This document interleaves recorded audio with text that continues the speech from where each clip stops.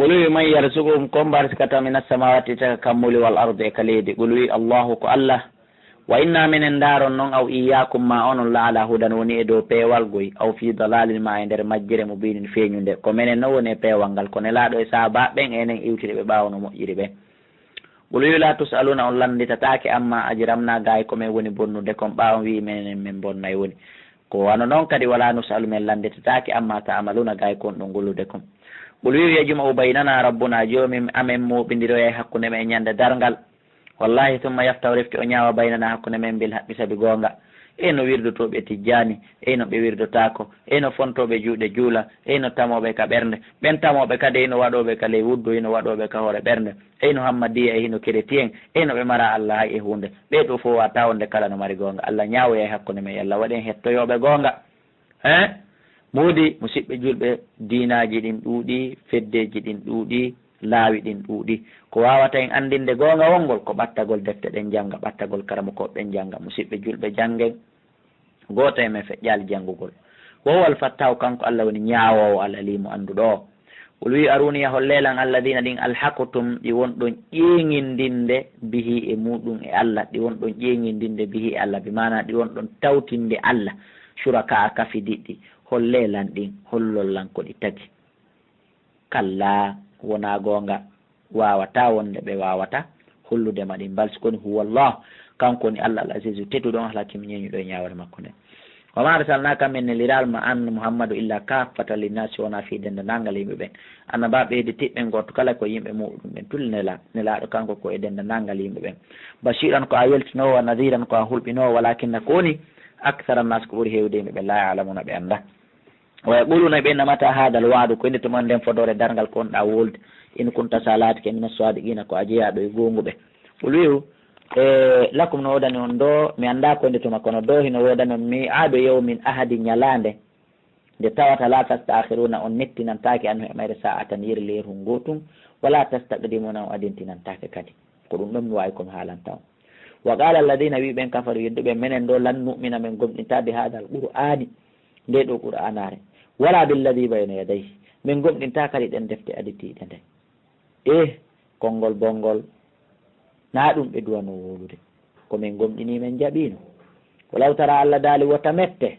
hara yiyayno idi zalimuna tuma nde tawi ɓe toñoɓe mawqufuna hiɓe darna inda rabbim yeeso joomi maɓɓe ñande darga yarjiu baduhum ila badin yoga e maɓɓe hino rutta e yogal qawla kongoɗi ɓe mana ɓe yewta jabodira mettuɗi wulɗi yeeso allah ɓernde ma ɓuttayno e maɓɓe yaqulu alladina tawa hino wiya ɓen istud'ifu lo'inanoɓe jokkunoɓe wawanoɓe ɓen hiɓe wiyana lilladina wonande ɓen istakbaru mawnintiniɓe yamireɓe ɓen ɓenno lawla antum minen goy sonano onon lakkunnamen latono mu'minina gomɗinɓe qala alladina jaabo ɓen istakbaru mawnintiniɓe lilladina wonande ɓen istud'ifu lo'inanoɓe kommone monne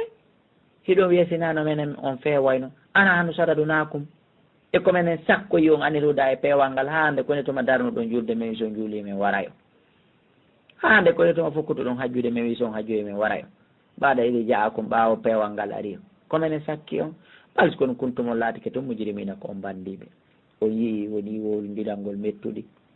wa qala alladina jaabo ɓen istudu fuulu inaɓe ko onon nde majjini men ɓe wiyana lilladina wonande ɓen istakbaru mawnintiniɓe balsi ko woni ko waɗi ha men majji makrulay ko pewje mon ɗen jemma on nahaɗe ñalorma jemma e ñalorma hiɗon jokki men tum hiɗon yamira men ko boni hiɗon haɗa men ko boni hiɗon kerana men tum ko pewje mon ɗen wayde ta'murunana tuma nde yamirani ɗon men an nakfura billahi yo men yeddan allah wona ja'ala lahu men waɗanamo andaden sanamuji reweteɗi musidɓe julɓe enen en yetti allah dey ko tawata en heɓali jokkaɗo si wona nelaɗo allah sallah alih sallam en mara ɗoftaɗo so wona mouhammadou sallah alih sallam haray wakkiloɗen duumoɗen en yetti allah subhanahu wa ta'ala wa sarruna dama ɓe suudan nin seɗen kono ko to woni torotar ɗammara ol adaba tuma nde ɓe yilette ɗen ɓe suuɗat nin seɗen jaaɓe jokkatano ɓe jaaɓe ɗoftotano ko ɓe wa jalna al aglala min waɗa kolomboje ɗen fi anagi alladina e nder daɗe ɓen kafaru yedduɓe hal yujzawna tawsi ɓe yoɓama illa ma kanu sowona konko ɓe laati yamaluna eɓe golla o ko ɓe laati kon eɓe golla ɓe yoɓa wama arsalna men ne laali fi garetin e nder saare womin nadiri immorde wajotoɗo illa qala musrafuha sowona wi ayni minaɓe ɓen e saare nden inna minen bima ursiltum bihi konidida ɗon kon e muɗum kafiruna min yeddi kala ko watta yo waɗ wa qalu ɓe wana hano ko minen actaru amwal ɓuuri ɗuɗude jawle saabu kafiri e naafiki e fasiki kamɓe ko jawdi ɓe andi baler e ɓiɗɗo e laamu ɓenna ko minen ɓuuri ɗuɗude jawle wa awladan e ɓiɓɓe ko minen hani e handi e jokkede ko minen handi e laamu wamana hano minen min wonali bimo addabina letteteɓe goɗɗo sustamin lettude gol wiu inna rabbi ande no joomi an ko wiyete okkorgol jawdi aduna e laamu aduna hollali himo yiɗuma yaɓa sukko risqa himo yaññana arskeli macha mo yiɗi yaññande hollali himo yiɗimo woyagadiri faɗinana ummo yiɗi faɗinande kadi hollali himo añimo walakinna koni to actara nas ko ɓuuri hewde yimɓe ɓe la alamuna ɓe anda on secret kamɓe ko nonata yimɓe ɓen no wiya mo Allah yiɗi woyeɗaymo ko goonga mo Allah yiɗi woyeɗaymo kono noon ko siko diina kam wona jawdi aduna wama amwalukum wonali jawle mon ɗen wala awladukum wona ɓiɓɓe mon kadi billati ɗin piiji tuqarribu kum ko ɗino ɓattina on indanaka amen ga minen jawdi goɗɗo e ɓiɓɓe goɗɗo ɓattintamo ko amen ga zulfa e ɓattal ko ɓattinta men ga ala ko ɓattinta on ga illa man amana sowona on gomɗinɗo Allah ha gayni wa amila salihan o golli golle moƴƴe ko ɗum ɗon ɓattinta goɗɗo menen ko amen ga fa ulayka ɓen ɗon lahum noɗon ɓe jasa'u difi joddi cowalle bima amilu saabu golleli moƴƴi ko ɓe golli kon wom kamɓe fil ghurufati ɓe onayi e nder étage ji e soroji ko aljanna aminuna hara heɓe hooli Allah waɗen jeeyaɓe e maɓɓe walladina ɓen yas'awna yahuɓe fi ayatina e nder ayaji amen ɗen mo ajisina hiɓe yeddaɗe hiɓe aaƴo ulayka ɓen ɗon fil adabe ka nder lette mo daruna ko ɓe tawoyteɓe goy wol wino rabbi ande no joomi an o fillitoɓe sutto risque himo yaññana arskeli man yashaw min ibadihi wa yaqdiru lahu himo faɗinana kadi ummo yiɗi faɗinanne wama anfaqtum kontum kala ko dépense ɗon min cheyni immorde e piiji tawi ko fi sabilillahi waɗira fawa kanko Allah yukhlifu o lomtinayi ɗum de yo Allah waɗen ittoɓe sadaka neɗaɗo maaki la yanqusu min malin sadaka ko wiyete ɗo sadaka ɗoytata jawdi siɗa mari 1 million a itti ɗon 100 000 a hokki goɗɗo wata wiya heddori 900 000 bal 1 million ma hino timmiti ko ɓoydi e makko woodi ko woni a sutaki ko ɓeydi ko wowa khairu rasiqin kanko ni moƴƴo arsikowo wo yawma yasurum ñande o moɓoy ɓe jami'an ɓe dendagal tumma yaqulu refti o dalana lil malaikati malaika ɓen ene onon malaikaɓe a haulayi e ɓeeɗo iyakum ko faade e mon kanu wonno ko laati yabuduna hiɓe rewa ko noon ɓe laatino hiɓe rewa Allah no andi ɓe wona malaika woni rewde hayso ɓe rew no woodi wonɓe rewde malaika Allah no andi malaika yamira ɗum bal ko hulɓingol ɓeeɗa andinaɓe ɓe perdi qaalu malaika ɓen jaabo Allah subhanaka laaɓal wodanima anta waliyuna kawno giɗo amen on min dunihim ko wori ɓe bal koni ɓe yiiɗa kano ɓe laati ke abudunal jinna ɓe rewayno jinna aktarahum ko ɓuuri hewde e maɓɓe ɓe yimɓe jinnaji ɗi muminuna ko ɗi woni koɓe gomɗini kamɓe jinna gollidayno fal yawma hande noon la yamliku wawana ba'dukum yoga mon li ba'din wonande yoga nafan hay hunde onon e jinnaji ɗi rewindirayno ɗoy ɗum ɗi rewindirayno ɗon ɗin e mum wala darran wona duñugol lorra martina wona qulu min wiyana lilladina wonande ɓen zalamu toñuɓe duugu dekke adaban naari lette yiti allati ɗen kuntum ɗe laatino ɗon mbiha e muɗum to kande wonayi ɗon fenna wa ida tutula si janngama alayhim e dow maɓɓe ayatuna ayaji amen bayyinatin ɓanginaɗe ɓaalu ɓen he ma haada o wonali illa rajulun sowona gorko yuridu himo faala an yasuddakum nde sakkoto on o itta on amma kana gay konko laati yabudu hino rewayno aba'ukum babiraɓe moɗon ɓe wata on gomɗimo wata on jokkumo wa qaalu ɓe innama haada koko woni wolde wonal illa ifkon sowona peɗale moftaran sincaɗe tulliɓa e hoore Allah allahu akbar wa qala alladina wiya ɓen kafaru yedduɓe lil haqqi wonande gonga kam ɓe wiyani gonga ka lamma ja'ahum tumande ka ariɓe ɓeni in haada ɗum wona illa sehrin sowona mbila yagal mu bino feeñugal wama ataynam Allah daali men okkali ɓe min kutubin immorde e defte yadrusunaɗe ɓe janggata ɗum wama arsalna men ne laari ilayn faade maɓɓe gabla ko adima min nadirin immorde wajotoɗo siwona ɓe fenni nden deftere ɓe fenni on ne laaɗo mi anda konno ɓe waɗete wa kaddaba alladina fenni ɓe min qablim aditiɓe ɓe wama balahu ɓen ɓeɗo ɓe hewtali mi'shara ma ataynahum embere komin okkuno ɓeya kon mana ɓe fewnitiɓe wonɓe yeddude Allah subhanahu wa ta'ala fewno ɗo ɓe hewtali hay hulɓundere jawle komin okki feƴƴunoɓe ɓen kon ɓe hewtitaki hay hulɓundere gandal e doole e juuta janɗa komin okkuno kon feƴƴunoɓe ɓen kono ɓen e hoore mum ɓawa ɓe yeddi Allah subhanahu wa ta'ala halkunoɓe ay ma balagat quraychiyankoɓe timminali asra min man kana qablahum hay sappaɓal ko laatino koye ɓen aditinoɓe minal kuffar immorde heferaɓe jawle ɓiɓɓe e golleli ko ɓen marno ka hoore leydi ɗo Quraysh Makka e hoolade mum e margol jawdi mum ɓe heɓali hay sappaɓal ko ɓen ɗon laatino kon hiɓe golla kono haɗano Allah subahanahu wa taala halkaɓe ɓaawo ɓe yeddimo Allah teɗɗo to ɗon o daali wama ataynahum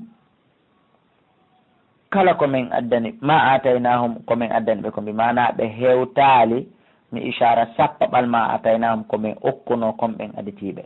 fakaddabu ɓen fenno rusulini laaɓan ɓen ɓaɓe fenni e hoore jawdi e jawle e laamu koɓe mari fof ko honno feƴƴirno fa kayfa kana kono laatono nakkiri lette ande e maɓɓe ɓe halkino ol wiu innama aizukum ande min komi wajortan bi wahidatin ko fi rewgol allahjo gooto an taqumu lillahi ko nde daranto ɗon allah masna ɗiɗo ɗiɗo o furada e gooto gooto summa tatafakkaru refte miijito ɗon faamon ma bi sahibikum ala e ɗimmojo mo min jinnati immorde feetere in huwa o wonal illa nazirum lakum sona ko wajoto ɗon bayna yaday adabin yasalatta shadidin tiɗuɗe ol wiu ma sa'altukum min mi landaki ko min ajirin immorde joddi fa huwa lakum ɗum ko ono wodani landagol joddi min ɗum ala naala hina ajiren joddi andi wonal illa alallah sona ko allah wa huwa kanko allah ala kulli shay'in dow kala hunde shahidun ko seeditiɗo ɓol wi inna rabbi ande no jooma yaɓɓede fo himo ferora bil haqqi gon kan e hoore fenande nden o monta fenande allamul ghuyubi kanko ne annduɗo ko wirni ɓol wi jaal haqqo gonga kan ari ɗum dina islam mi mana ɗum ko ñande fatuhu makka haalanɓe gonga kan ari fenande yeehi wama yubdiul batilu fenande fuɗɗotako abadan wa ma yuidu fenande kadi ruttata fenande fuɗɗotako fenande lannata ko tuma gonga kam fuɗɗi hunde nden waɗi sibasuman ha gayni fenande iwaka iwata ara haɓɓe kadi batoɗon famina ko kañum waɗi si yehi kadi ha ka lannode kañum fenande nden hari nde ampinde jippo kadi nde doga ko gonga kam fuɗɗoto kala ko woni ko fenande kadi ko gonga kadi woni ko lannitoto kala ko woni musidɓe julɓe yalla waɗen jogiiɓe gonga adna e laahal o wi in dalaltu so tawi woni mi majji fa innama adillu ala nafsi ande bakkat ko majji ko yanta e hoore an wayni tadaytu so tawi kadi mi feewi haray wona wakkilare an fa bima yuhi ilayya rabbi haray ko saabu ko joomi an wahayni kon e an ko ɗum woni ko fewnilan ɗum woni nde qur'anare innahun allah samin ko nanowo ɓaribun ko ɓattiɗo allah daale walaw tara hara yeyno idi fasi utuma nde ɓe ɗeñƴi fala fawta tawa noon alaada ɗo wa okhiduɓe nangue min makkani immode nokkure garibin ɓattinde kattappude wootere wa galuɓe inna ɗon noon on say amanna bihi min gomɗini dargal min gomɗini allah allah daali wa anna lahumut tanawus konno laatirantaɓe ɗon tuubugol rutto konno ɗum laatorantaɓe ɗon ɓe iwino e nokkure woɗɗude ila ɓe jibina ha ɓe janɗi ha ɓe nawi ɓe jaɓali tuubude konno tuuboyi biye maɓɓe jaɓirte ɗon ala jaɓatake min makani mbayɗin ɓe wi immorde nokkure woɗɗude ɗum fof ɓe tuubaki wakadi kafaru bihi gomɗi ɓe yeddino qur'anare nden ɓe yeddi dergal ngal min qabil ko adi wayadifuna hiɓe fero bil gaybi ko wirni kon wano mayde e dargal ko ɗum ko wirni ɓe fero ɗum min makani immorde nokkure mbayɗin woɗɗude ɓe considéra ɓe siwa mayi dargal siwa daraɗe ɓe ɗum ɗon ɓe feri ka woɗɗi amma gollel adna ɗum ɗon ɓe feri joni ɓe ɓanni wahila heeda ɓisse baynam hakkude maɓɓe o bayna ma yastahuna e koɓe faalete kon illa ndeññande ɓe ñamata koɓe faala aduna e lahara ɓe yarata koɓe faala ɓe wonta koɓe faala ɓe yata koɓe faala ɓe woni e nder kaso kama fu ila wono golliranoɓe shiya'ihim yeruɓe maɓɓe feƴƴunoɓe min qabilu ko adi yeruɓe maɓɓe feƴƴunoɓe ko adi wono Allah subahanahu wa taala on gollidiri noon e maɓɓe konon kamɓe kadi ko ɗum woni ɓe gollitira ɓe manaɓe ɓe kafu ɓe nandutuno diina innam no kamɓe kanuɓe laatike fi shakkin hiɓe nder sikkitare fi Allah e fi dargal ngal muribin ko ɗum woni hayen e sikke ɗen suratu fatir ngol ɗo kadi ko ngol makkiyatun bisimillahi rahmani rahim ngol wirama fatir saabu ko wiyete comme fatir hino e nder maggol kono noon kadi fi malaikaɓe Allah ɓen hino janta e nder maggol ngol ɗo kadi ko jeyagol e suratuji 5 udditirangol ngol alhamdulillahi rabbil alamin alhamdulillah yettore allah yettore wodani allah fatiri samati sincuɗo kammuli ndin wal arda e leydi ndin jailil malaikati waɗɗo malaika ɓen rusulan nelaɓe ɗum noon ko jibril on ko fanda ɗon nelaɓe wona wasi ko malaika ɓen fo e mikail e israfil e malakal mawt e raad bimana ko jogui ɗon ɗeɗo digge ɗeɗo parñitte wala hafasata lahu e renaɓe ɓen neɗɗo on arbaatun nayo Allah subhanahu wa ta'ala yettore wodanimo sincuɗo ɗiɗo kammuli wal arda e ndiɗo leydi jailil malaika waɗuɗo kadi ko ɗum woni malaikaɓe ɓen rusula nelaɓe uli ajini hatin jomiraɓe gabatte asna ɗiɗi wa sulasa e tati wa ruba e nayyi malaikaɓe ne woodi marɓe gabitanji ɗiɗi hino woodi e maɓɓe marɓe gabitanji tati hino woodi e maɓɓe marɓe gabitanji nayyi hino e maɓɓe toon marɓe ha temeɗɗe joyyi no toon marɓe ha yeeso toon ko waɗi so ɓeydi yeeso ɗon o wi yazidu akanko Allah yo ɓeyda fil halqi e tagu mum ma shaw embere konko yiɗo e ɓeydude ɓissa buyno ɗon juutuɗo yaajuɗo ko tawata en wawata addude fof halateɗo to ɗon daali inna allaha no Allah ala kulli shay'in dow kala on tagadirum ko wawɗo ma yaftahillahu linnas kala ko Allah udditani yimɓe ɓe min rahmatin immorde e nema fala mumsika laha ala jogitoto ɗon nema Allah mi torikama ya hayyu ya qayyum udditanan nema ma on e min ɓe wonɓe jentaɗe ɗo e julɓe hedditiɓe ɓen o ma yumsik kala ko jogiti kadi e nema fala mursila lahu ala accitowo ɗum goy kadi ɗin baadi immorde ɓawa makko kala mo jogitani ala accitowo ɗum wa huwa al azizu kanko ne tedduɗon alhakimu ñiñuɗo on yaya nas kono yimɓe udukuru jante ande toon nimatalla e nemaji Allah alaykum ko wari kon e dow mon hal min khaliqin taw sino wodi taguɗo ko gayrullahi koyne Allah yarzukum mono arsika on onon kadi mina sama ittaka asama wal arde ka leydi moodi otan ndu fo haqqille mon ɗen muɗon ala la ilaha ala reweteɗo illa wa e gonga illa wa sona kanko Allah fa anna tufakuna ko honno riwira ɗum pottina ɗon e famugol gonga kam wa yukadibuka si ɓe fennima fakad kudibat gum ɗi fennanoma rusulu nelaɓe ɗuɗuɓe min qablika ko adima ta ɗum juhe wa ilallahi ko faade ka Allah noon turjol umuru torde fiyakuji ɗi ya ayuha nnas kono yimɓe ina waɗallah ande no fodore Allah nden do haɓɓon ko nde gonga himo fodi yite himo fodi aljanna mo fodi aljanna kala ɗoftiɗo mo fodi yite kala lettuɗo mo fala tagurrannakum so jaaɓi wota hodu on alhayatu duniya ko wiyete ko gurdan aduna ko janfoto ɗum ko hoday ɗum gurdan aduna misal muɗum ina wawi wa aaden tun ibnu adama yaltuɗo ka nder hoɓɗo mum ka nder suudu wino yaade ka ɓa hoggo huntugol haaju o yaha ka ɓa hoggo huntugol haaju tun o hayno buutori hino ardera ɗagol mo o doga ha o yaha o hayno ko lorru ɓamo andi so ƴawi buuto ƴaway o yiyan ɗum ko lorru tun o uddita bafum kun o roma o uno nder toon ɓamo andere buutori ni watamo jokkutude e nder ka uni ɗon ka nder ko lorru o so fokkiti yawde ka danka ley o yiya kadi noora hino udditi hunduko muɗum kon hino udditi ko tata o ndaara kadi o ta so yani ka nder didere koye nder hunduko noora mban woni yande mba moɗamo nde wotere Allah walla mo heɓa ɓoggol ɗon ka wengilo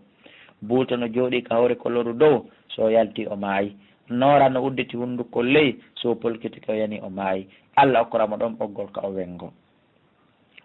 ɗon e nder ko maapi ɗon ndo mum ɓalehun e danehun kadi iwra ka iwata ara ƴakkangol mo ngol ɓoggol o ana maapo o sutike o yanayi woni so yani e hino noora so wi accita e ɓoggol ngol ɓaygol taƴa e woni o ƴawa ɗon kadi hino buuto e nder ɗum kaw maapi o aani ɗon o yaɗano ɓuuɓi so yii ɗano ɓuuɓi o naɓa junngo makko ngon o mema o tano ɓuuɓi o metta o tano lewñi o ta ko njuuri o hilno ɗum ɗo o yejjita buuto no sakki dow noora no udditi hunduko ley ndo moy koyno taƴude ngol ɓoggol o hilno e mettugol ɗon heña taƴa kutuppu wup o andi no taƴi wottuma o wonti e nder noora mawba ba awa ko ni woni misal aduna musidɓe julɓe mi wi'ali en wota en ɗaɓɓu aduna ɗaɓɓen o tooje e cuuɗi kono anden no ɗaɓɓire wota en ɗaɓɓen no ɗaɓɓirɗe wo yaltugol ngol ka ɓa hokka suudu mum yaha ka ɓa hoggo ko ɗum woni yaltugol ka suudu nene mu'um ara ka aduna wano woniri o yaltoto ka ɓa hoggoɗa artitali ka nder suudu ko wano ni kadi jibina ɗon artata ka suudu nene mum buutori raɗindi mo ndin ko ndin wiyete malakal mawtu ɓoggol ngol o yeygol o wengori e mum ka nder ko lorru fi wota o yanu ka didere ko ɗum woni wonki makko kin en tant que wonki kin ma yaali ki taƴali haray ibnu adama on hino wuuri noora uddutuma ban hundukkon ka nder didere ko gaburu makko on noon laama haalata kala ngal o rewri o yanayi ɗon koye ndo moyɗiɗo e ɓalehun e danehun no ari no taƴanamo ngol ɓoggol ɗum kadi ko jemma e ñalorma wano woniri goɗɗo wawata sakkade koye ɗon ndo moyɗiɗoy o marano feere o sakagol koy ko ni jemma e ñalorma jemma on si weeti o ƴakka wonkima kin ko makko kon o yaaha ñallal ngal ara ñalorma ngal kadi ƴakka wonkima kin ha ñande goo ɗum ɗa ƴakka ya ñande goo jemma on ara lannintina ɓenna kaari ma yi jemma ma ñallal ngal ara lannintina ɓenna kaari ma yi ñalorma ndin juuri ndi o hayni ɗon o hilni mettugol ndin o yejjiti ɓoggol makko ngol no ƴakkede ko ɗum wiyete jawdi aduna e laamu aduna e weeli foti aduna ko ngal misal mi falano en waɗande ɗon on qissa fiyo en andu no renoren aduna wala yagurrannakum wata hudu on billahi kallal garuru huduru inna cheytana ande no cheytane lakum wonande o aduwon ko gañomo fattahiduhu onon kadi jogitemo aduwan gaño innama yaduu hisbahu ande ko node tafedde makko nden kanko liyakunu ko fiyoɓe laato min ashabi sayri jaaɓe yimɓe sayri yimɓe yiite legoy alladina ɓen kafari yedde ɓe lahum nodani ɓe adabu lette shadidum tiiɗuɗe walladina ɓen amanu gomɗuɓe o amilu solati ɓe golli golleli moƴƴi lam nodani ɓe makfiratun yaafuye wajurun e juddi kabirun mawlanadi afaman zuyina lahu suu amali e koncuɗanaɗo golle makko bonɗe ɗen ɗe labina ha moƴƴi e fara'ahu o yi ɗum tawi kanko hasanan hino laba hino moƴƴi tawi le labaka moƴƴa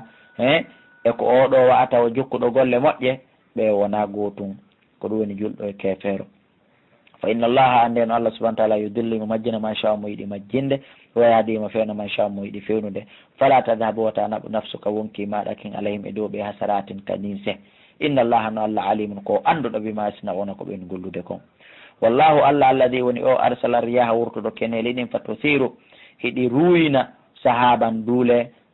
tedduɗe fasukunahu men yarna ɗen duule ila baladin faade leydi mayitin yurunundi fa hayayna bihi min wurnitida saabu ndiyan ɗan al arda leydi ndi mbaɗa mawta ɓawa ko ndi yoruno kon awa kadalika nushuru koni woniri immi tangal no yiɗɗon ni leydi ndi wuriti puɗi yalti koni kadi min wurni immintiniroyta on ka gaburuji min wurnita o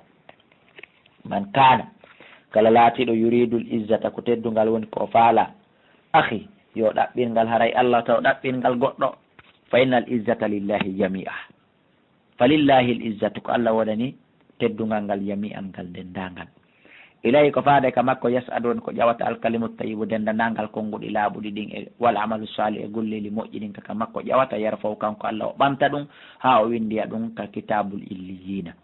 amma golle bonɗe ɗen ɗum kadi kaka nder leydi natata unte ha windoye kadi ka kitabul e bimana